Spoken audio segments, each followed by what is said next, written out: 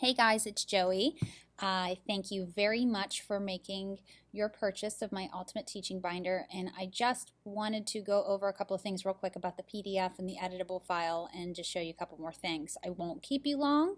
I know you're probably anxious to get started, so without further ado, let's go ahead and start talking here. The PDF file, a couple of things that I want to say. This is not editable. This is the file that I would recommend printing from. The print quality is unmatched. It will print beautifully for you because it's not PNG or JPEG files that are inserted into PowerPoint for editing purposes. It's perfectly fine to use the editable file. Okay, it's completely fine to use it. That's why I included it. It's nice to have that option to personalize. But if you want the cleanest, most crisp quality of printing, I highly recommend printing from this file as much as possible. And whenever you go to print, I understand you're probably not going to use every single page that I have in the binder. So just choose which pages you like. Maybe you want pages 1 through 50, and then you're going to skip to 74 and 75 and then 78. Just make a list of those. When you go to print, you'll just go up to File, Print, and you're going to hit Page or Pages, and then you're just going to insert those page numbers with commas in between and dashes if there's a great space in between the page numbers that you're printing. So that's super simple. Don't get stressed about, I don't need all of this, I don't want to print all this. You don't have to. But again, I highly recommend printing from the PDF file. Okay, the editable file, you can see that I have text boxes in place. You can put your name, you just simply click in there and change whatever you want. This here, okay, so if you don't want all those text boxes and you don't feel like going and deleting every single one by one, that's fine. You just take your cursor, you click, hold down, drag over all the text boxes that you don't want anymore and press delete. They're all gone in 1 second. It's super simple. I just put them in just so you didn't have to. But if you do want to insert a text box in some place that I maybe don't have one, you just simply find where your insert, I believe the Windows version has an insert tab. Then you go to text box. I'm on a Mac. This is how mine looks. And then you're going to see this, a little crosshair. Then you click and drag wherever you want it. And you can center align it, right align it, left align it, however you want. And then you can just start typing. I also want to say that all the text that you see here can be formatted to a different color, a different font, a different size. That's completely up to you. And that would all be on the Home tab. Here's the fonts. Here's the sizes. Here are the colors. Okay.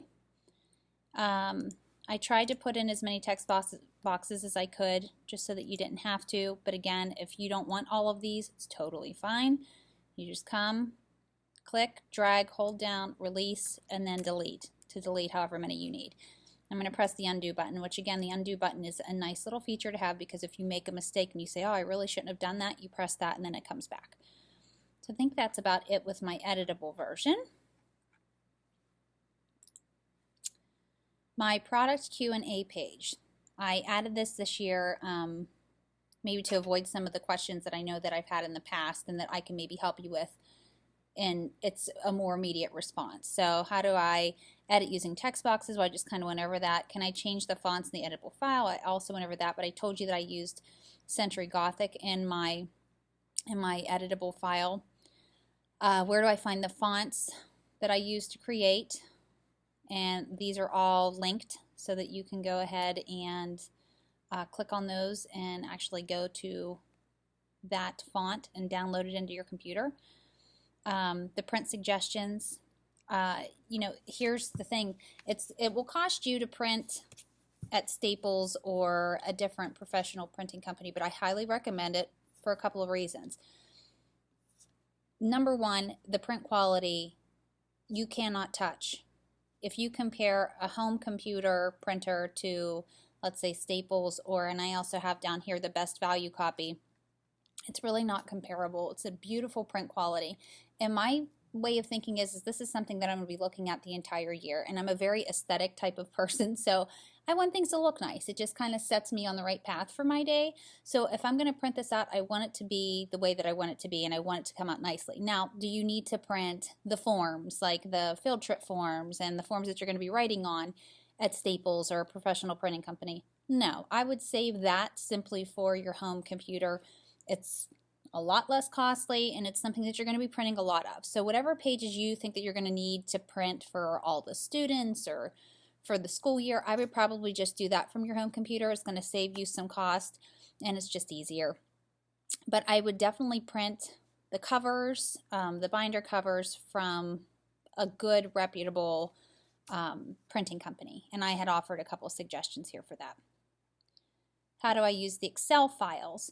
I actually had videos for those, but again, if you don't want to watch the videos, you can simply read this. Why can't I edit the clip art and background? I spoke about that as well. Copyright violations. I'm not allowed. And can I print as many copies of this file as I want? You can if you purchase multiple licenses. The purchase that you purchased today was simply a single user license. So no, you cannot print multiple. It's just a single license just for yourself. The multiple license is a lot cheaper. So if you want to print multiple, that's fine. Just make sure that you go back and purchase that. Okay, I think that's it. Make sure you guys follow me on my Teachers Pay Teachers store, Pinterest, Facebook, and Bloglovin'. And this is my blog itself. I'd love to hear from you guys. As always, you can always get back to me at mjudovich, that's udovich @gmail.com. I hope you guys enjoy your new product. Take care now. Bye-bye.